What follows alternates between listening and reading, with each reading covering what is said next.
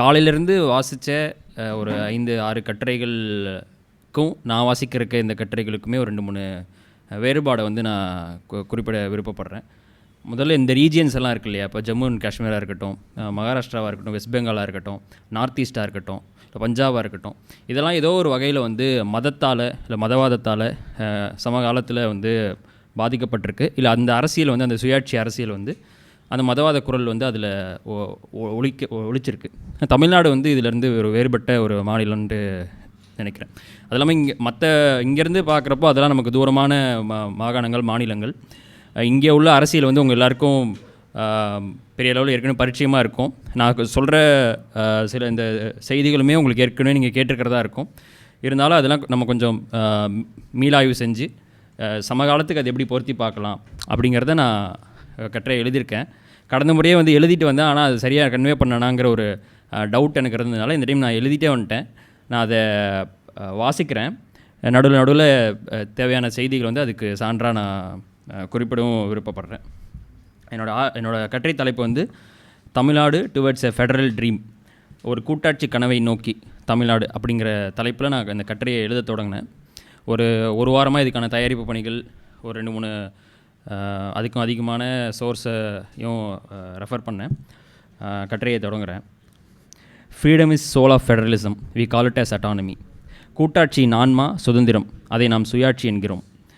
சரியாக 51 ஆண்டுகளுக்கு முன்னர் இதே தேதியில் தமிழ்நாடு சட்டமன்றம் மத்திய மாநில உறவுகளை ஆராய்வதற்காக அமைக்கப்பட்ட ராஜமன்னார் குழு அறிக்கையை அடிப்படையாக கொண்டு மாநில சுயாட்சி தீர்மானத்தை நிறைவேற்றியது. அதை ஒன்றிய அரசுக்கும் அனுப்பி வைத்தது. 1983ஆம் ஆண்டு முதல் இந்த தினம் மாநில சுயாட்சி கோரிக்கை நாளாகவும் திமுகவால் கடைபிடிக்கப்பட்டு வருகிறது. இன்றைக்கி வந்து மாநில சுயாட்சி கோரிக்கை நாள். காலையிலேயே காமராஜன் சொன்னார். 1974ஆம் ஆண்டு ஏப்ரல் 16 அன்று தொடங்கிய இந்த அறிக்கை மீதான விவாதம் 5 நாட்கள் தொடர்ந்து நடைபெற்றது. இந்திய அரசியலமைப்பு சட்டத்தின் கூட்டாட்சி கூறுகளை ஆய்வு செய்த ராஜமன்னார் குழு அறிக்கை வரலாற்றில் தனக்கென தனி இடத்தை உறுதி செய்து கொண்டிருப்பதை இன்று நோக்கும்போது உணர முடிகிறது. ஏன்னா சமீபமாக ரொம்ப அண்மையில் வெளியான அந்த தமிழ்நாடு ஆளுநர் விசஸ் தமிழ்நாடு அரசில் கூட ராஜமன்னார் குழு அறிக்கையை வந்து கோட் பண்ணி சில முக்கியமான பாயிண்ட்ஸ்லாம் வந்து சொல்லப்பட்டிருந்துச்சு. தொடர்ந்து மாநில சுயாட்சி தொடர்பான உரையாடல் கவனம் பெறும் போதெல்லாம் சுட்டப்படும் ஆவணமாக திகழ்கிறது ராஜமன்னார் குழு அறிக்கை. ஒரு மாநில அரசின் உரிமைகள் எந்த எல்லை வரைக்கும் நீட்டிக்கலாம் என்ற சாத்தியங்களை அரசமைப்பு சட்டத்தை அடிப்படையாக கொண்டு நிறுவிக்காட்டிய ஆவணமாக ராஜமன்னார் குழு அறிக்கையை கொள்ளலாம். இன்றைக்கு தமிழ்நாடு அரசு மீண்டும் உச்சநீதிமன்ற முன்னாள் நீதிபதி குரியன் ஜோசப், ஓய்வு பெற்ற IAS ஆஃபீஸர் அசோக் வர்தன் ஷெட்டி, அப்புறம் முன்னாள் மாநில திட்டக்குழு உறுப்பினர் நாகநாதன் ஆகியோரை கொண்டு மாநில சுயாட்சிக்கான உயர்மட்ட குழுவை அமைத்து அறிவிப்பு வெளியிட்டுள்ளது. கிட்டத்தட்ட ஒரு 51 ஆண்டுகளுக்கு அப்புறம் ஒரு மாநில அரசு ஒரு அரசாக வந்து ஒரு குழுவை நியமிக்கிறது முதல் டைமும் நம்ம தான் பண்ணோம். 2வது முறையும் இப்போது தமிழ்நாடு அரசு தான் அதை பண்ணியிருக்கு. ராஜமன்னார், சர்க்காரியா, நீதிபதி வெங்கடாச்சலையா, நீதிபதி பூஞ்சி என்ற ஒன்றிய மாநில அரசுகளால் ஒன்றிய மாநில அதிகாரங்களை ஆராய்வதற்காக அமைக்கப்பட்ட ஆணையங்கள் வரிசையில் முக்கியத்துவம் வாய்ந்த ஒன்றாக இந்த ஆணையம் கருதப்படுகிறது. ஸோ இதோட முடிவுகள் வந்து ஜனவரி மாதம் டெம்பரரியான ஒன்றும் 2 வருஷம் கேப் எடுத்துகிட்டு 2 வருஷத்துக்கு அப்புறம் முழுமையான அறிக்கை ஒன்றும் சமர்ப்பிக்க வந்து தமிழ்நாடு அரசு சொல்லியிருக்கிறாங்க. இது போன்ற சூரத்தனமான முயற்சிகளை முன்னெடுத்து அதன் மூலம் இந்திய அளவிலான உரையாடல்களை ஏற்படுத்துவதில் தமிழ்நாடு முன்மாதிரியாக திகழ்வது இது முதல் முறை அல்ல. இதுக்கு முன்னாடியே வந்து நமக்கு இப்போ நிறைய எக்ஸாம்பிள்ஸ் இருக்குது. ஏன்னா ஃபஸ்ட் அமெண்ட்மெண்ட் வந்து தமிழ்நாட்டில் நடந்த அந்த போராட்டம் மூலமாக தான் ஏற்பட்டுச்சு. அதே மாதிரி பிரிவினை தடை சட்டம் சொல்லப்பட்ட அந்த 15th அமெண்ட்மெண்ட், ஆன்டி டிஎம்கே அமெண்ட்மெண்ட்டுன்னு சொல்லுவாங்க அது. ஸோ அது வந்து ஒரு பெரிய ஒரு பரபரப்பை ஏற்பட்டுச்சு. அதே மாதிரி ஹிந்தி திணிப்பு போராட்டம், அப்புறம் மண்டல் அறிக்கை வந்து இந்தியா முழுக்க எதிர்க்கப்பட்ட போது அந்த தீர்ப்பை வரவேற்று தீர்மானம் நிறைவேற்றின ஒரு மண் வந்து நம்ம தமிழ்நாடு. அதே மாதிரி OBC இடஒதுக்கீடுக்காக ஒரு மாநில அரசு போராடி அந்த இடஒதுக்கீடு வந்து இந்தியா முழுக்க அமல்படுத்தணும் அப்படிங்கிற அந்த தீர்ப்பையும் நம்ம வாங்கி கொடுத்துருக்கோம். தனித்துவங்கள் நிரம்பிய தமிழ்நாட்டின் இந்த பயணத்தில் கூட்டாட்சி என்ற அம்சத்தை மட்டும் மையமாக கொண்டு ஒரு கட்டுரை வாசிக்கலாம் என்ற எண்ணம் தோன்றியது. சமகால அரசியல் சூழலை மையமாக வைத்து கடந்த காலத்தை மீளாய்வு செய்வதும் எதிர்காலத்துக்கான படிப்பினைகளை கடந்த காலத்திலிருந்து பெறவும் இக்கட்டுரை முற்படுகிறது.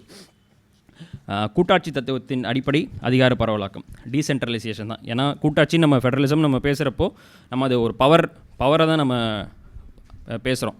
மக்களுக்கும் அதுக்குமான தொடர்பு வந்து தூரமானது தான். அதிகாரத்தில் இருக்கிறவங்க அதை பற்றி கவலைப்படலாம், அல்லது அந்த அதிகாரத்தை சென்றடையணும்னு நினைக்கிறவங்க அதை பற்றி கவலைப்படலாம். ஸோ அப்படியான ஒரு கவலை தான் வந்து இந்த கூட்டாட்சி தத்துவம்.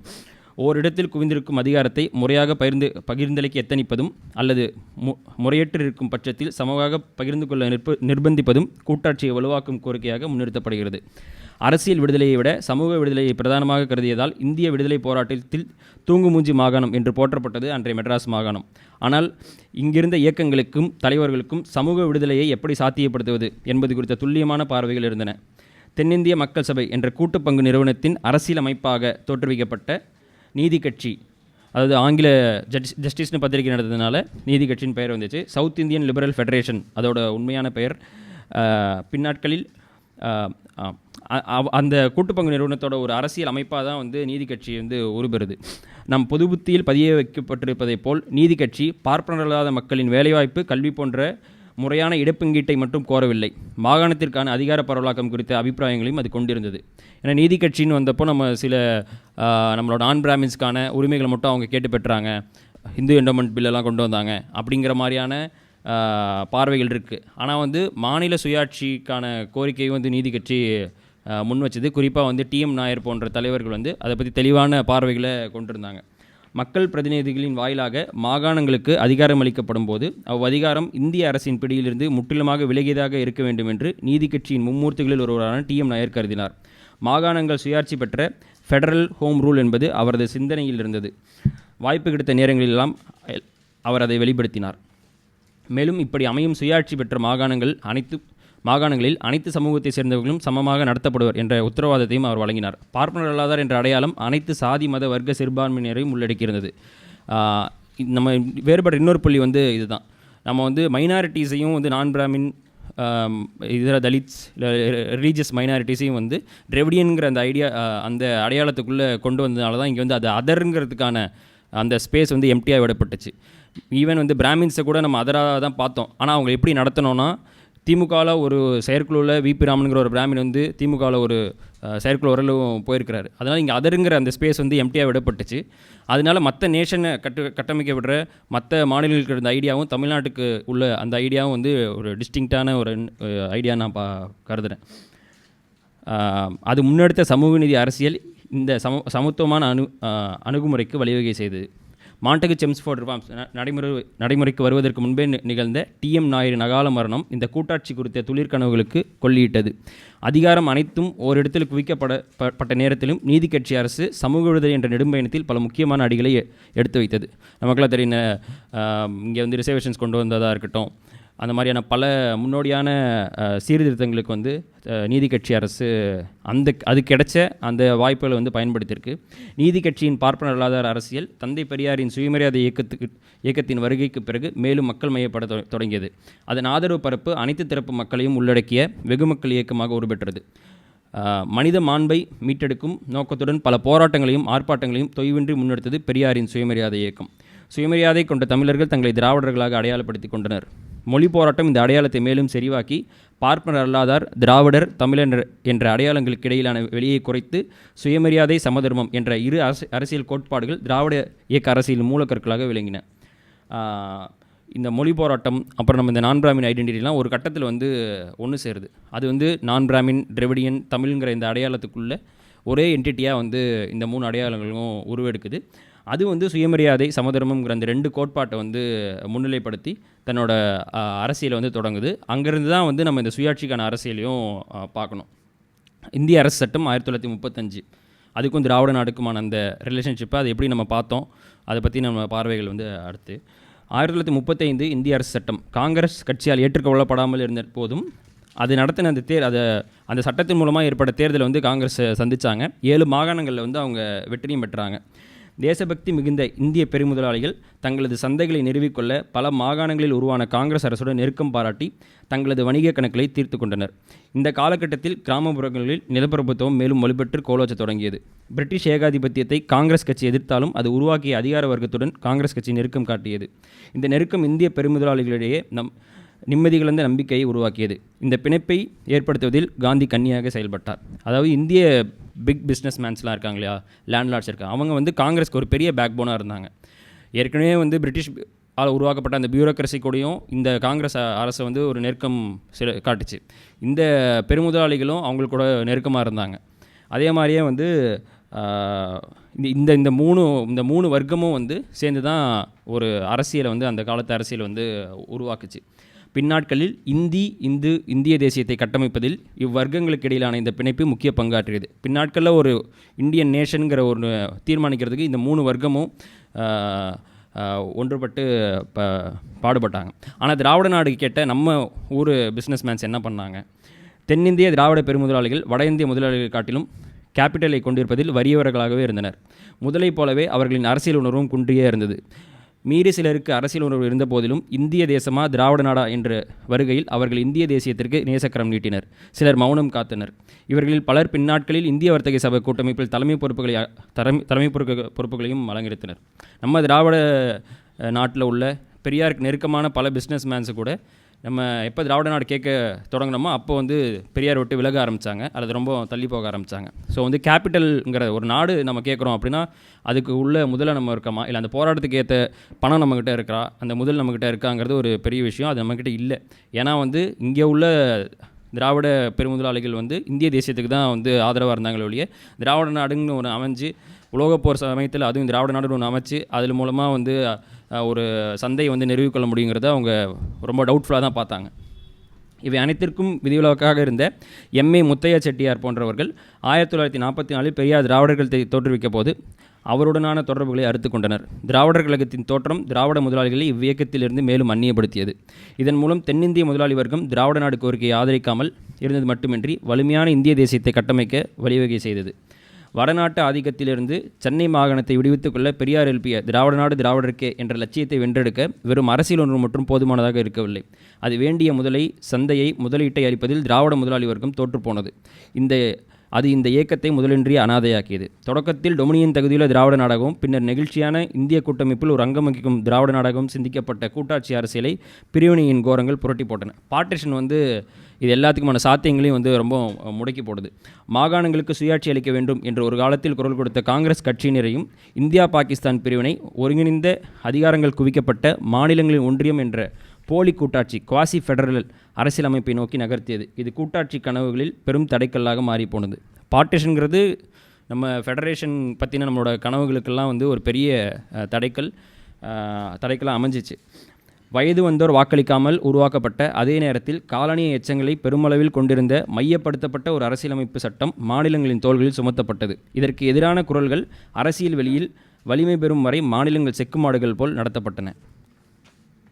அதிகாரம் நிறைந்த இந்திய தேசியம் ஒரு மையநோக்கு விசையை கூட்டாட்சி தத்துவம் என்ற மைய விலக்கு விசை கொண்டு எதிர்த்தது திராவிட இயக்கம். அதாவது இந்திய தேசியங்கிற சென்ட்ரிபிட்டல் ஃபோர்ஸை கூட்டாட்சி தத்துவம் அல்லது திராவிட நாடு அல்லது வந்து மாநில சுயாட்சிங்கிற சென்ட்ரிஃபியூகல் ஃபோர்ஸை கொண்டு நம்ம எதிர்கொண்டோம்.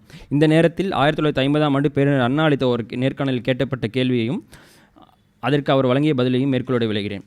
கேள்வி: தாங்கள் தனிநாடு கோருவதன் நோக்கம் என்ன?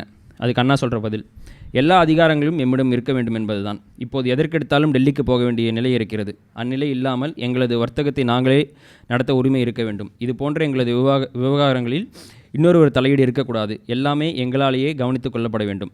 அரசியல் அதிகாரத்தை கடந்து எவ்வித ஆதிக்கமும் மற்ற பொருளாதார விடுதலையும் அண்ணா விரும்பினார். இதன் காரணமாகத்தான் பம்பாய் திட்டத்தின் மூலம் அறிமுகமான 5 திட்டத்தை அண்ணா தலைமையிலான திராவிட முன்னேற்ற கழகம் எதிர்த்தது. அதாவது பிளானிங் கமிஷன் வந்து திமுக ரொம்ப தீவிரமாக எதிர்த்தாங்க ஆரம்ப கட்டத்தில். என்ன தான் வந்து சோஷியலிச ஜனநாயகம் தான் எங்களோட கொள்கைன்னு சொல்லப்பட்டாலும் 5 இயர் பிளானை வந்து திமுக மிக தீவிரமாக எதிர்த்தாங்க. ராஜாஜி பின்னால் சுதந்திரா பார்ட்டி தொடங்குறப்போ ராஜாஜி திமுக அரசும் ஒரு திமுகங்கிற கட்சியும் ஒரு கூட்டணிக்கு வழிவகை செஞ்சதுக்கு இந்த மாதிரியான அதிகார அமைப்பை மையப்பட்ட அதிகாரத்தை எதிர்க்கிறதும் ஒரு முக்கியமான புள்ளியாக அமைந்தது. அதோட ஒரு இது வந்து பிளானிங் கமிஷனை எதிர்க்கிறது. டெல்லியில் தீட்டப்படும் பாரபட்சமான திட்டங்களையும் அது குறித்த கேள்வி கேட்க தயங்கிய காங்கிரஸ் தலைமையான மாநில அரசையும் கடுமையாக சாடினார் அண்ணா. தொடர்ந்து விலையுறவு போராட்டங்களை நடத்தினார். ஒரு வகையில் அதிகார குவிப்பு தான் மாநிலத்தில் நிலவும் பஞ்சங்களுக்கு பசிப்பணிகளுக்கு பிரதானமாக காரணமாக கருதப்பட்டது. 15வது திருத்த சட்டம் வரும் வரை திமுக கோரிய திராவிட நாடு என்பதும் ஒன்றிய அரசின் அதிகார குவிப்பை எதிர்க்கும் மையவிலக்கு விசையின் அர்த்தமாக இருந்தது. அதன் பிறகு மாநில சுயாட்சி என்ற கூட்டாட்சி இலக்கு அதிகார குவிப்பை கேள்வி கேட்கும் மையவிலக்கு விசையாக செயல்பட தொடங்கியது. பல மாநிலங்களிலும் இவ்விசை செயல்பட்டாலும் மிகவும் பக்குவப்பட்ட குரலாக தமிழ்நாட்டில் அது ஒலித்தது. அர்த்தம் புதைந்த அதே நேரத்தில் அடிப்படையான பல கேள்விகளை அதிகார அமைப்பை நோக்கி எழுப்பியது. எதிர்க்கட்சியில் வரிசையில் இருந்தபோது வெளிப்படையாக தெரிந்த ஒன்றியத்தின் அதிகார குவிப்பு 1967ஆம் ஆண்டு ஆட்சி பொறுப்பேற்றதும் அப்பட்டமாக தெரிய தொடங்கியது. முதலமைச்சராக இருந்து கொண்டே திராவிட நாடு கோரிக்கை கைவிட்டப்பட்ட பிறகும் அதை கேட்பதற்கான காரணங்கள் அனைத்தும் அப்படியே இருப்பதாக அண்ணா சொன்னார். அவர் தம்பிகளுக்கு எழுதிய கடைசி கடிதத்தில் காகிதத்தில் கூட்டாட்சியாகவும் நடைமுறையில் மத்தியில் அதிகார குவிப்பு கொண்டதாகவும் இருக்கிற ஒரு அரசியல் சட்டத்தின் கீழ் முதலமைச்சராக இருப்பதற்கு மகிழ்ச்சி கொண்டிருக்கவில்லை என்று அவர் எழுதியிருப்பதுடன் ஒன்றிய அரசின் அதிகார குவிப்புக்கு எதிரான நிலைப்பாட்டையும் அரசியல் சட்டம் என்பது செயல்பாட்டளவில் இரட்டை ஆட்சி முறையாகத்தான் இருக்கிறது என்பதையும் கூட்டாட்சி முறையை பற்றி மக்களுக்கு விளக்க வேண்டும் என்றும் எழுதியிருந்தார் அண்ணா. அவர் முதலமைச்சராக இருந்த காலத்திலேயே மாநில அரசின் உச்சபட்ச சாத்தியங்களை ஆராயத் தொடங்கியிருந்தார். அதன் விளைவாக சில பலன்களும் கிட்டின. அவரது எதிர்பாராத மறைவு இந்த கனவுகளை தாமதப்படுத்தியதை ஒழிய அதன் தீவிரத்தில் எவ்வித அசைவையும் ஏற்படுத்தவில்லை.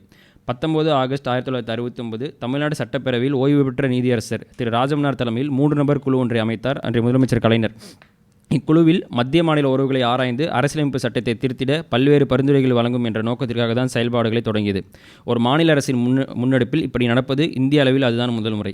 டெல்லி சென்ற கலைஞரிடம் இந்த குழு பற்றி கேள்வி எழுப்பப்பட்ட போது அவர் சொன்னது, ஒன்றிய அரசு சிரமங்களை அதிகார பகிர்வின் மூலம் தான் சரி செய்ய முடியும். அதற்கு இத்தகைய குழு அவசியமான ஒன்றுதான் என்றார். ராஜமன்னார் குழு அமைக்கப்பட்டு டெல்லியில் போயிட்டு கலைஞர் சொன்னது இது. அந்த குழு சமர்ப்பித்த அறிக்கை கலைஞருக்கு காணிக்கப்பட்டது. அந்த அறிக்கையை வந்து ராஜமன்னார் கமிட்டி அறிக்கையோட ஃபஸ்ட்டு பேஜ்லேயே வந்து இட்ஸ் டெடிகேட்டட் டு முத்தமிழன் கலைஞர் தான் அவங்க எழுதியிருந்தாங்க. இதில் வந்து சில முக்கியமான பரிந்துரை வந்து செய்யப்பட்டுச்சு. அரசியலமைப்பை திருத்தணுங்கிறது தான் இந்த குழு அமைக்கப்பட்டதோட முக்கியமான நோக்கம். அது வந்து கூட்டாட்சி தத்துவத்துக்கு ஏற்ற மாதிரியே திருத்தப்படணும். அதுக்கான சில பரிந்துரைகள் எல்லாமே நான் இதில் எடுத்துக்கல. ஒரு 11 முக்கியமான பரிந்துரைகள். கிட்டத்தட்ட நதீம் வந்து காஷ்மீர் பற்றி அவங்க இந்த சுயாட்சி குரல் எப்படி எழுப்புனாங்க அப்படின்னு அந்த கட்டுரையை கேட்டதுக்கப்புறம் இதில் உள்ள பல பரிந்துரைகள் வந்து அதை நோக்கியதாக தான் இருந்திருக்கு. காஷ்மீர் அந்த ஆர்டிகல் 370 என்னெல்லாம் குறிப்பிடப்பட்டுச்சோ அதெல்லாம் தான் வந்து இவங்க முக்கியமான பரிந்துரைகளாக வந்து கொடுத்துருக்குறாங்க. அதில் முதல்ல வந்து இன்டர்ஸ்டேட் கவுன்சில் அமைக்கப்பட வேண்டும். மாநில முதலமைச்சர்கள் உறுப்பினர்களாகவும் பிரதமர் தலைவராகவும் இருக்க வேண்டும். முக்கிய சட்ட வரைவுகள் இதன் பரிந்துரையும் ஒப்புதலும் கட்டாயம். முக்கியமான இப்போ நாளைக்கே ஏதோ ஒரு வக்ஃப் போர்டு அமெண்ட்மெண்ட் கொண்டு வராங்க அப்படின்னா அது இந்த இன்டர்ஸ்டேட் கவுன்சிலை வந்து கன்சல்ட் பண்ணிட்டு தான் பண்ணணும் அப்படிங்கிற ஒரு பரிந்துரை வந்து கொடுக்கப்பட்டுச்சு. யூனியன் மற்றும் கன்கரண்ட் லிஸ்டில் உள்ள அதிகாரங்களை மாநிலங்களுக்கு பகிரப்பட வேண்டும். மாநில உரிமைகளை மீறும் சட்டங்களை இயற்ற ஒன்றியத்திற்கு அதிகாரம் இல்லை. அதே மாதிரி கார்ப்பரேட் டேக்ஸ், கஸ்டம் டியூட்டிஸ் போன்ற வரிகள் டிவிசிபிள் பூலுக்கு கொண்டு வரப்பட்டு மாநிலங்களுக்கு முறையாக பகிரப்பட வேண்டும். பிளானிங் கமிஷன் அரசு தலையீடு இல்லாத நிபுணர் அமைப்பாக இருக்க வேண்டும். அதன் உறுப்பினர் ஃபினான்ஸ் கமிஷனிலும் இடம்பெற வேண்டும். இப்போ உள்ள பிளானிங் கமிஷன்லனா ஃபினான்ஸ் மினிஸ்டர் தான் இருக்கிறாரு. ஆனால் அப்படி ஒரு இதுவே இருக்கக்கூடாது. இப்போ பிளானிங் கமிஷனே இல்லை, நித்தி ஆயோக்னு அதை மாற்றிட்டாங்க. ஆனால் அப்போது வந்து அந்த பிளானிங் கமிஷனில் வந்து ஒரு எக்ஸ்பர்ட் கமிட்டியாக தான் அது இருக்கணும். அவங்களே வந்து அதில் உள்ள உறுப்பினர்கள் வந்து ஃபினான்ஸ் கமிஷன்லேயும் இருக்கணும் அப்படிங்கிற ஒரு முக்கியமான ஒரு பரிந்துரை இதில் சொல்லப்பட்டுச்சு. அதே மாதிரி நீதிமன்றங்களை பொறுத்தவரையிலும் சிவில் அண்ட் கிரிமினல் வழக்குகளை மாநில உயர்நீதிமன்றங்கள் விசாரிக்க வேண்டும். நீதிபதிகள் இடமாற்றம் நீக்கப்பட வேண்டும் அப்படிங்கிறத ஒரு இதையும் சொல்லியிருந்தாங்க. ஆளுநர் என்ற பதவி முற்றிலுமாக நீக்கப்பட வேண்டும். அப்படியே அவசியமானால் மாநில அமைச்சரவை ஆலோசனையுடன் ஆளுநர் நியமிக்கப்பட வேண்டும். ஆளுநர் அமைச்சரவை முடிவுகளுக்கு கட்டுப்பட வேண்டும். இந்த நேரத்தில் வந்து ஆளுநர் பற்றின அதிகாரங்களை வந்து கான்ஸ்டியூண்ட் அசம்பிளி எப்படி பார்த்துச்சு, அதாவது 1950 அந்த சமயத்தில் நடைபெற்ற விவாதங்கள்லாம் பார்க்கும்போது அவங்க ஆளுநருங்கிற பொறுப்பு வேணான்ட்டு ஒருத்தருமே சொல்லலை. இதில் இருந்தவங்க அது முக்கியமான அது காரணம் என்னென்னா, இங்கே உள்ள வாய்ஸஸ் வந்து கவர்னர் வேண்டாங்கிற எந்த வாய்ஸுமே அங்கே ஒலிக்கலன்னு வச்சுக்கோங்களேன். அவங்க வந்து 3 ஆப்ஷன் தான் வச்சுருந்தாங்க. ஒன்று வந்து அவர் நியமிக்கப்படணும், இல்லை வந்து மக்களால் தேர்ந்தெடுக்கப்படணுமா, இல்லை வந்து நம்ம பிரசிடெண்ட்டால் அப்பாயின்ட் பண்ணணுமா. இந்த 3 தான் அவங்களுக்கு முன்னாடி இருந்த கேள்வியாக இருந்துச்சு ஒழிய ஆளுநர் வேண்டாங்கிற ஒரு ஐடியாவே அவங்க டிஸ்கஸ் பண்ணல. ஆனால் இந்த ராஜமன்னார் அறிக்கை வந்து அப்படி ஒரு பரிந்துரையை வழங்குச்சு. எமர்ஜென்சி அமல்படுத்தப்படுவதற்கு முன் மாநில சட்டமன்றத்தின் பரிந்துரை கேட்கப்பட வேண்டும். ஆர்டிகல் 356, 357 முற்றிலுமாக நீக்கப்பட வேண்டும். அதே மாதிரி மாநிலங்கள் யூபிஎஸ்சி வழிகாட்டுதலுடன் சிவில் சர்வீஸ் தேர்வுகளை நடத்தலாம். இப்போ வந்து யூபிஎஸ்சி எக்ஸாமில் எங்கேயோ வெளியூர்லேருந்து வரவங்க வந்து இங்கே ஐஏஎஸ் ஆஃபீஸர் தான் இருக்காங்க. ஒன்றிய அரசு சொல்கிறத அவங்க வந்து கேட்டுட்டு சில விஷயங்கள் பண்ணுறாங்க. அப்படின்ற இந்த போக்கை மாற்றிட்டு தமிழ்நாடு அரசு யூபிஎஸ்சி வந்து ஒரு டைரக்ஷன்ஸ் வழங்கட்டும், நான் இங்கே மாநில அரசே வந்து அந்த எக்ஸாம்ஸை நடத்திக்கிறோம், நாங்கள் எங்களோட ஆஃபீஸர்ஸை தேர்வு பண்ணிக்கிறோம் அப்படின்ட்டு ஒரு பரிந்துரை கூறப்பட்டுச்சு. மாநில எல்லை சீரமைப்புக்கு மக்கள் பரிந்துரையுடன் தீர்ப்பாயம் அமைக்கப்பட வேண்டும். ஒரு ட்ரிபுனல் வந்து மாநில எல்லையை நீங்கள் வந்து ரீஅரேஞ்ச் பண்ணுறீங்க அப்படின்னா அது வந்து மக்களோட அந்த ட்ரிபுனல் அதுக்கு போயிட்டு தான் வந்து நீங்கள் அமைக்கணும் அப்படின்னு ஒரு பரிந்துரையும் சொல்லப்பட்டுச்சு. மாநிலங்களவையில் சம பிரதிநிதித்துவம் வழங்கப்பட வேண்டும். மக்களவை உறுப்பினர் எண்ணிக்கை 1951 அளவில் இருக்க வேண்டும். கிட்டத்தட்ட டீலிமிட்டேஷன் பற்றின பிரச்சனைகள்லாம் வந்து அப்பயே இது அட்ரஸ் பண்ணியிருக்கு இந்த ஆணையம். ஒன்றிய அமைச்சரவையில் அனைத்து மாநில பிரதிநிதிகளும் இடம்பெற வேண்டும் அப்படிங்கிற ஒரு பரிந்துரையும் இந்த ராஜமன்னார் குழு அறிக்கை கொண்டு இருந்துச்சு. இன்றைக்கி வரைக்கும் இந்த மாதிரியே ஒரு புரட்சிகரமான ஒரு பரிந்துரைகள் நிரம்பிய அறிக்கை அதுக்கப்புறம் கிட்டத்தட்ட ஒரு 3 கமிஷன் வந்திருக்குன்னு வச்சுக்கோங்களேன்.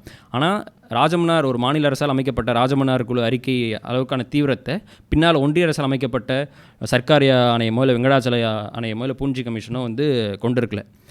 அதனால தான் வந்து ஒரு மாநில அரசால் எங்களுக்கு வேண்டிய அதிகாரத்தை கேட்டு பெறதுக்கோசரம் அமைக்கப்படும் ஆணையங்கள் வந்து முக்கியத்துவம் வாய்ந்ததுன்னு நினைக்கிறேன். இந்த அறிக்கை சட்டமன்றத்தில் விவாதிக்கப்பட்டு தீர்மானமும் நிறைவேற்றப்பட்டது.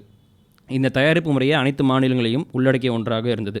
ஏன்னா இந்த கொஸ்டினரிஸ் வந்து கிட்டத்தட்ட எல்லா மாநில முதலமைச்சர்களுக்கும் அனுப்பப்பட்டுச்சு. அதே மாதிரி செக்ரட்டரிஸ்க்கு அனுப்பப்பட்டுச்சு. இந்திய அமைச்சர்களுக்கும் ஒன்றிய பிரதமருக்கும் அனுப்பப்பட்டுச்சு. அனைவரின் பார்வைகளையும் கேள்வி பதில் வடிவில் கேட்டுப்பெற்று இந்த குழு ஆவணமாக்கியது.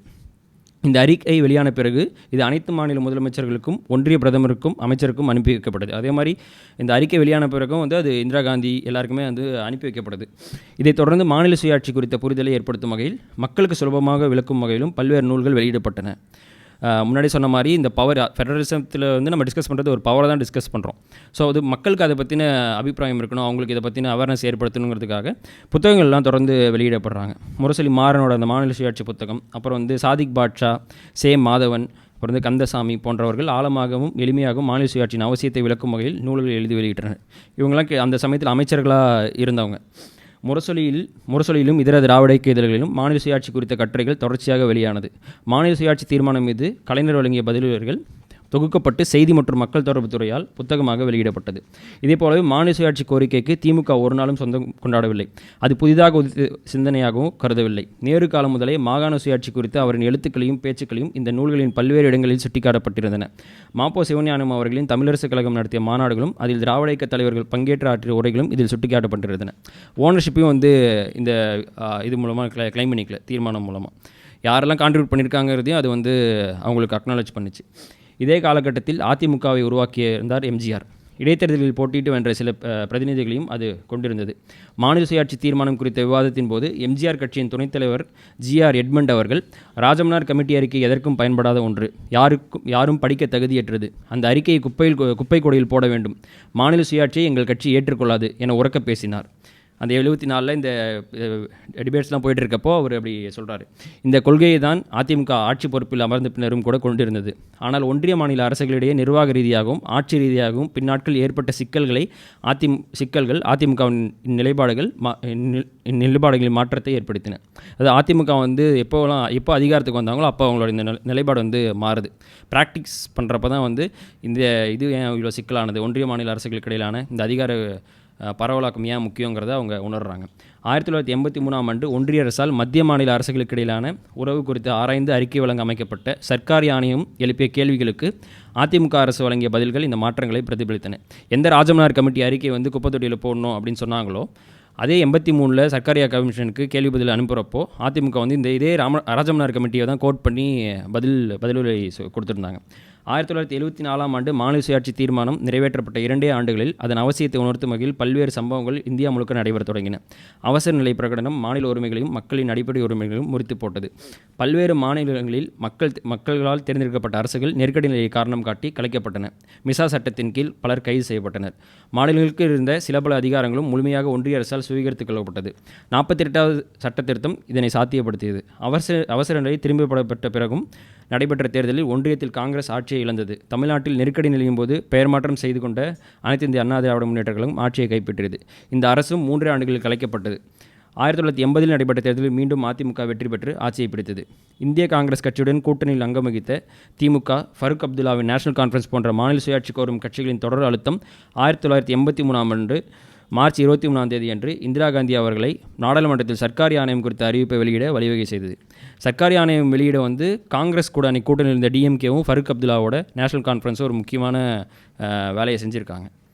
ஏன்னா ஜனதா பார்ட்டி கூட எம்ஜிஆர் அலையன்ஸில் இருக்கார். இந்த 2 மாநில சுயாட்சியை கோர்ற இந்த 2 கட்சிகளோட அழுத்தத்தால் தான் வந்து அந்த சர்க்காரி ஆணையம் அமைக்கப்பட்டுச்சுங்கிறத ராஜமன்னார் அறிக்கை மத்திய மாநில உறவுகளை ஆராய்ந்தது என்றால் இந்த குழு மத்திய அரசுக்கும் மாநில அரசுக்கும் இடையிலான அதிகாரங்களை நல்ல முறையில் முன்னகர்த்தி செல்ல ஏற்கனவே இருக்கும் ஏற்பாடுகளை மட்டும் கருத்தில் கொண்டு ஆய்வு செய்து பரிந்துரை வழங்கப்பட்டது. எப்படி வந்து ராஜமன்னார் குழு வந்து சென்ட்ரல் ஸ்டேட் ரிலேஷனை வந்து ஆய்வு பண்ணுச்சோ, இந்த சர்க்காரியா குழு வந்து அதை விட அந்த ரேடிக்கல்னஸை குறைச்சிட்டு அரேஞ்ச்மெண்ட்ஸ் பிட்வீன் சென்ட்ரல் ஸ்டேட் அப்படிங்கிற ஒரு இதுக்கு சுருங்குச்சு. உறவுன்னு கூட அது சொல்லலை, ஏற்பாடுகளை வந்து நாங்கள் வந்து ஆய்வு பண்ணுறோம் தான் சொன்னாங்களே ஒழிய அந்த உறவுகளை வந்து அவங்க ஆய்வு பண்ணல. 1988ஆம் ஆண்டு 2 தொகுதிகளாக சமர்ப்பிக்கப்பட்ட இந்த அறிக்கை மிக விரிவாக 1600 பக்கங்களை கொண்ட ஒன்றாக வெளியாக இருந்தது. பல தரப்பாரின் பரிந்துரைகள் இதில் இணைக்கப்பட்டிருந்தன. தமிழ்நாடு ஏற்கனவே பல முன்னனுபவங்களை கொண்டிருந்த காரணத்தால் இந்த ஆணையத்திற்கு வேறுபட்ட அதே நேரத்தில் பெரும்பாலான விஷயங்களில் ஒற்றை கருத்துடைய பரிந்துரைகளை அனுப்பியது. அதிமுக தலைமையிலான தமிழ்நாடு அரசு ஆணையத்திற்கு அனுப்பிய பதிலுரைகள் அதன் கடந்த கால நிலைப்பாட்டிலிருந்து பெரிய அளவில் மாற்றமடைந்திருப்பதை சுட்டிக்காட்டின. ராஜமன்னார் ஆணையம் குப்பையில் வீசப்பட வேண்டும் என்ற ஒலித்த குரல் அந்த ஆணையத்தை மேற்கோள் காட்டி அதன் சில பரிந்துரைகளை முன்வைத்து பதில்களை எழுதியிருந்தன. இந்த ஆணையம் அமைக்கப்படுவதற்கு சரியாக 1 மாதத்திற்கு முன் நிருபர்களுக்கு அளித்த பேட்டியில், ஒரு மாநில அரசு கவர்னரின் அரசு தானே, சட்டப்படி தமிழகத்தை பொறுத்தமட்டில் கவர்னருக்கு தான் அதிக அதிகாரம் உள்ளது என்று பேசியிருந்தார் எம்ஜிஆர். ஆனால் தமிழ்நாடு அரசு சர்க்காரிய ஆணையத்திடம் வழங்கிய பதிலுரையில் ஆளுநர் என்ற அலங்கார பதவி முற்றிலுமாக ஒழிக்கப்பட வேண்டும் என்றும், அப்படியாக தொடர்வதாக இருந்தால் மாநில அமைச்சரவையின் பரிந்துரையின் பேரில் தேர்வு செய்யப்பட்டு அவரின் அதிகாரங்கள் வெகுவாக குறைக்கப்பட வேண்டும் என்றும் கூறியிருந்தது. எம்ஜிஆர் வந்து 1 மாதத்துக்கு முன்னாடி இப்படி சொல்லிட்டு, ஆனால் அந்த ஆணையத்துக்கு வழங்கின பதிலுரையில் வந்து அதுக்கு முற்றிலும் மாறான ஒரு ஆளுநர் அதிகாரம் வந்து ஆளுநருங்கிற ஒரு பதவியை நீக்கப்படணுங்கிற ஒரு பதிலை தான் அப்போ உள்ள அதிமுக அரசும் சொல்லியிருந்தாங்க. அப்போ திமுக அனுப்பின அந்த பதிலுரைக்கும் அதிமுக அரசு அனுப்பின அந்த பதிலுரைக்குமான பெரிய வேறுபாடுகள் வந்து இல்லை. சர்க்காரியா கமிஷனுக்கும் வந்து பல ஒப்பீனியன்ஸ் கேட்கப்பட்டுச்சு. அப்போ இங்கே உள்ள கட்சிகள் தமிழரசு கழகம் உட்பட திமுக, தமிழரசு கழகம், இந்தியன் யூனியன் முஸ்லீம் லீக் எல்லாருமே வந்து தங்களோட பதிலுரைகளை வந்து கொடுக்குறாங்க. அந்த பதிலுரைக்கும் அதிமுக ஒரு அரசு அனுப்புகிற பதிலுரைக்கு பெரிய டிஃப்ரென்ஸ் இல்லை. அவங்களுமே மாநில சுயாட்சி கோரிக்கைகளில் இந்த கட்சிகளோட நிலைப்பாட்டை தான் கடைபிடிச்சிருந்தாங்க. 1988ஆம் ஆண்டு சமர்ப்பிக்கப்பட்ட சர்க்காரிய ஆணையத்தின் அடிப்படையில் இன்டர்ஸ்டேட் கவுன்சில் போன்ற சில அமைப்புகள் உருவாக்கப்பட்டாலும் இந்த ஆணையம் புரட்சிகரமான பரிந்துரைகளையோ மாற்றங்களையோ ஏற்படுத்த தவறியது. ஒன்றிய அரசால் அமைக்கப்பட்ட இந்த ஆணையத்தின் பரிந்துரைகள் ஒன்றிய அரசின் அதிகாரங்களை குறைப்பதற்கு பெரிதும் தயங்கியது அல்லது அதிகாரங்களை குறைக்க விருப்பமின்றி இருந்தது. அதிகார குவிப்பை விதந்தோதிய இந்த ஆணையத்தின் பரிந்துரைகள் மத்திய மாநில அரசுகளிடையே நல்லிணக்கத்தையும் புரிந்துணர்வையும் ஊக்குவிப்பதையே பிரதானமாக கருதியது. கொள்கைகள் வகுக்கப்படுவதையும் திட்டங்கள் தீட்டப்படுவதையும் ஒன்றிய அரசிடமிருந்து பறிக்க இந்த ஆணையம் தயங்கியது. மாறாக திட்டங்களை செயல்படுத்த வேண்டியமைக்காக தேவைப்பட்ட அதிகாரங்களை மட்டும் மாநில அரசுகளுக்கு பகிர்ந்தளிக்கப்பட பரிந்துரை செய்தது. வேறுபாடுகளை களையவோ முரண்பாடுகளை தீர்க்கவோ பொதுவான முடிவுகளை எடுப்பது குறித்தோ தெளிவான பரிந்துரைகளை இந்த ஆணையம் வழங்கவில்லை. 1990களில் சிக்கலான நிலையற்ற அரசியல் சூழல் ஒன்றியத்திலும் மாநிலத்திலும் உருவானது. மேலும் உலகமயமாக்கம், தாராளமயமாக்கம், தனியார் மயமாக்கம், மண்டல் கமிஷன், பாபர் மசூதி இடிப்பு, தமிழீழம் என பல பிரச்சனைகள் பேசுபொருளாகின. இதற்கான தீர்வுகளை எட்ட முயல்வதற்கே அனைத்து முயற்சிகளும் மேற்கொள்ளப்பட்டன. 90களில் வந்து மாநில சுயாட்சிக்கான குரல் பெரிய அளவில் ஒலிக்கல. 90கள் அந்த 2000 தொடக்கத்தில். ஸோ வந்து ஆனால் இந்த 90களோட மத்தியில் தான் 1994 தான் வந்து எஸ்ஆர் பொம்மை வழக்கோட தீர்ப்பும் வெளியாச்சு. அது வந்து ஒன்றிய அரசோட இந்த மாதிரியான எதேச்சதிகார போக்குக்கு வந்து ஓரளவுக்கு முடக்கு போட்டுச்சு. அது வந்து இந்திய அரசியலமைப்பின் கூட்டாட்சி கோட்பாட்டை வலுப்படுத்துறதா இருக்கட்டும், அல்லது மாநில அரசோட சுயாட்சியை பாதுகாக்கிறதுக்கான அந்த வரைமுறைகளாக இருக்கட்டும், இல்லை ஜுடிஷியல் ரிவ்யூ. இப்போ ஒரு மாநில அரசு வந்து கவிழ்க்கப்படுது அப்படின்னா அது வந்து நாங்கள் ரிவ்யூ பண்ணுவோம், இட்ஸ் சப்ஜெக்ட் டு ஜுடிஷியல் ரிவ்யூன்னு சொன்னதாக இருக்கட்டும். இப்படி வந்து அந்த தீர்ப்பு வந்து ஒரு முக்கியத்துவம் வாய்ந்த தீர்ப்பாக அமைஞ்சுது. ஸோ வந்து அப்போ சுயாட்சி குரலுக்கான தேவை வந்து மற்ற பிரச்சனைகள் ப்ளஸ் இதெல்லாம் இந்த காரணத்தால் மட்டுப்பட்டுருந்துச்சு. இந்திய அரசியலமைப்பு 50 ஆண்டுகளுக்கு பிறகு பிற நாட்டில், அதாவது இதே 2000ஆவது ஆண்டு வெங்கடாச்சலயா கமிஷன் வந்து அறிவிக்கிறாங்க. இந்தியன் கான்ஸ்டியூஷன் வந்து அமலுக்கு வந்து ஒரு 50 ஆண்டுகள் கடந்ததை ஒட்டி அது எப்படி வந்து செயல்பாட்டில் இருக்குது, அதில் என்னெல்லாம் மாற்றியமைக்கலாம் அப்படிங்கிறதுக்காக வெங்கடாச்சலயா கமிஷன் அமைக்கிறாங்க. ஆனால் இந்த கமிஷனும் வந்து பெரிய லெவலில் புரட்சிகரமாகவோ அல்லது வந்து எந்த ஒரு தாக்கத்தையும் வந்து ஏற்படுத்தலை. அதே மாதிரி 2007ஆம் ஆண்டு வந்து சர்க்காரியா கமிஷன் ஆணை வெளியான 20வது ஆண்டு அதை ஒட்டி வந்து பூஞ்சி அப்படிங்கிற ஓய்வு பெற்ற நீதியரசர் தலைமையில் ஒரு கமிஷன் அமைக்கப்படுது.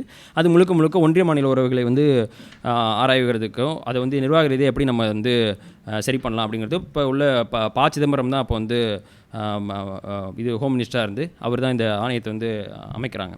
ஆனால் இதுவும் வந்து பெரிய லெவலில் எந்த ஒரு மாற்றத்தையும் ஏற்படுத்தலை. அதே போல் வந்து 1998க்கு பிறகு ஏற்பட்ட மாற்றங்களை முன்வைத்து புதிய பிரச்சனைகளை ஆராய்ந்த இந்த ஆணையம் 2010ஆம் ஆண்டு மார்ச் 30 அன்று 7 தொகுதிகளை கொண்ட அறிக்கையை சமர்ப்பித்தது. இதில் 273 பரிந்துரைகள் இடம்பெற்றன. இதிலும் புரட்சிகரமான பரிந்துரைகள் எதுவும் இல்லை. ஏன்னா 273 பரிந்துரைகள் கொடுக்கப்பட்டாலும் அதில் எதுவுமே வந்து செயல்படுத்தப்படலை இந்த பூஞ்சி கமிஷனை பொறுத்த வரைக்கும். அதேமாதிரி 2014 பாஜக ஆட்சி பொறுப்பேற்றதை தொடர்ந்து சில மாற்றங்கள் ஏற்பட்டன. திட்டக்குழுவை மறுவடிவம் செய்து கீழிருந்து மேலாக கொள்கைகளை வகுக்க நித்தி ஆயோக்னு ஒன்று வந்து அவங்க கொண்டு வராங்க. அதில் வந்து maximum governance, minimum government, cooperative federalism அப்படி வந்து பல ஜோடனையான வார்த்தையெல்லாம் வந்து குறிப்பிடப்பட்டாலும் இந்த நிறுவனம் வந்து தன் கொண்டிருக்க ஜோடியான இந்த மாதிரியான வார்த்தைகளை தான் கொண்டிருக்க ஒழிய திட்டக்குழுவை காட்டிலும் இது எந்த வகையிலும் மேம்படுத்தப்பட்ட ஒரு தீர்வுகள் வந்து இன்றைக்கு வரைக்கும் இந்த மாநில ஒன்றிய உறவுகளில் வந்து ஏற்படுத்தலை. மாநில சுயாட்சி கோரிக்கை பல்வேறு மாநிலங்களிடமிருந்து ஒழிக்க தொடங்கி இருக்கிறது. அதிகாரங்களை குவித்தே பழகிய காங்கிரஸ் கட்சி கூட அதிகார பரவலாக்கத்தின் அவசியத்தை பேசும் அளவுக்கு நெகிழ்ச்சி அடைந்துள்ளது. தமிழ்நாட்டில் புதிதாக கட்சி தொடங்கியவர்கள் கூட மாநில சுயாட்சியின் முக்கியத்துவத்தை வலியுறுத்த தொடங்கியிருக்கிறார்கள். மதுரையில் நடைபெற்ற சிபிஐஎம்மின் மாநில மாநாடு கூட்டாட்சி கோட்பாடே இந்தியாவின் வலிமை என்ற சிறப்பு கருத்தரங்கத்தை தமிழ்நாடு, கேரள முதலமைச்சர்களை கொண்டு நடத்தியிருக்கிறது. தமிழ்நாடு அரசு நியாயமான தொகுதி மறுசீரமைப்பை வலியுறுத்தி பல்வேறு அரசுகளையும் கட்சிகளையும் உள்ளடக்கிய ஜாயின்ட் ஆக்ஷன் கமிட்டி ஒன்றை உருவாக்கியிருக்கிறது. இன்றைக்கு இந்தியா கூட்டாட்சி பல முக்கியமான பிரச்சனைகளுக்கு இடையில் கூழாங்கல் போல் சிக்கிக் கொண்டிருக்கிறது. வடக்கு தெற்கு போன்ற பூகோள இருமைகளை கடந்தும் பல இந்திய மாநிலங்கள் இன்றைய அதிகார குவிப்பின் பாதகங்களை சந்தித்துக் கொண்டிருக்கின்றன. மக்கள் தொகை வெகுவாக கட்டுப்படுத்திய மாநிலங்கள் ஒன்றிய அரசுக்கு வரியை அபராதம் போல் செலுத்தி கொண்டிருக்கின்றன. தண்டனையாக கருதப்படும் அளவிற்கு நிதி கூட்டாட்சி மையப்படுத்தப்பட்டுள்ளது. சென்ட்ரலி ஸ்பான்சர்ட் ஸ்கீம்ஸ் என்ற பெயரில் எங்கோ தீட்டப்படும் திட்டங்கள் சட்டகம் மாறாமல் அனைத்து மாநிலங்களுக்கும் பொருத்தப்படுகின்றன. டபுள் இன்ஜின் கவர்மெண்ட் என்ற பெயரில் அரசியல் மையப்படுத்தல் மேலும் மேலும் தீவிரப்படுத்தப்பட்டு வருகிறது. ஒரே நாடு ஒரே தேர்தல் மூலம் இதையே அனைத்து மாநிலங்களுக்கும் செயல்படுத்த ஒன்றிய ஆட்சியாளர்கள் துடித்து கொண்டிருக்கிறார்கள். கூட்டு செய்வு கூட்டாட்சி, போட்டி கூட்டாட்சி, ஆலோசனை கூட்டாட்சி, அனுமதி அளிக்கும் கூட்டாட்சி, cooperative federalism, competitive federalism, consultative federalism, permissive federalism என்ற பெயரில் கொள்கை வகுப்பாளர்களிடம் பொதுவெளியிலும் நிகழ்த்தப்பட்டு வரும் அராஜகங்கள் மேலும் மேலும் அதிகாரங்களை ஓரிடத்தில் குவியவே வழிவகை செய்கின்றன.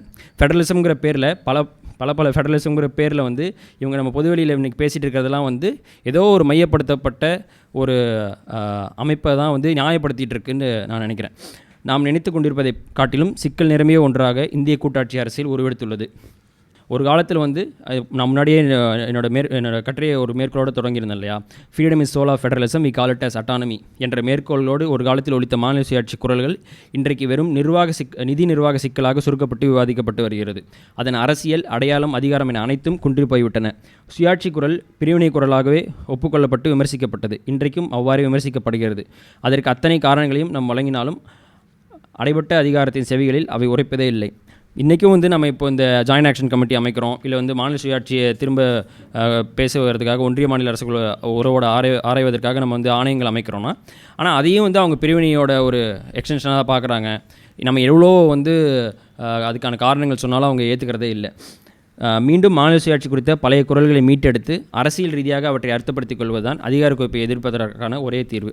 நமக்கான எக்ஸாம்பிள்ஸ் வந்து நம்ம ஹிஸ்ட்ரியிலேயே இருக்குது. இங்கே வந்து ஆணையங்கள் அமைச்சிருக்கோம், நம்ம ஏற்கனவே அவங்களை எதிர்த்து பேசியிருக்கோம், நிறைய நியாயமான கோரிக்கைகள்லாம் வச்சுருக்கோம். இன்றைக்கி வந்து திரும்ப மாநில சுயாட்சி பற்றின இந்தியா லெவலில் வந்து பேசப்படுறப்போ நம்மளோட இந்த பழைய குரல்கள்லாம் நம்ம மீட்டெடுத்து பேச தொடங்கணும். உண்மையான கூட்டாட்சி என்பது பரவலாக்கம். அது வந்து ஒரு சுயமரியாதை உணர்வின் நீட்சி. அது வந்து ஒரு உண்மையான கூட்டாட்சி என்பது மாநிலங்களின் சுயாட்சி. உண்மையான கூட்டாட்சி என்பது ஒரு அரசியல் கலாச்சாரம். அது வந்து ஒரு பொலிட்டிக்கல் கல்ச்சராகவே நம்ம வந்து வளர்த்தெடுக்கணும். அதிகார குவிப்புக்கு முற்றிலும் எதிரான நவீன அரசியல் கலாச்சாரமாக இந்த அரசியல் குரல்களை வார்த்தெடுக்க வேண்டும். கூட்டாட்சி கனவை நோக்கிய நம் பயணத்தில் கை கொடுக்கக்கூடிய அனைத்து குரல்களும் நம்மிடம் ஏற்கனவே ஒலித்து கொண்டிருப்பவை தான். நாம் செய்ய வேண்டியதெல்லாம் சூழலுக்கு ஏற்றாற்போல் அவற்றை முழங்குவது. நன்றி. உன் கடவுளை விட, உன் சாஸ்திரத்தை விட, உன் முன்னோரை விட, உன் வெங்காயம் வழக்கமாத்தை விட உன் அறிவு பெருசு, அதை சிந்தி.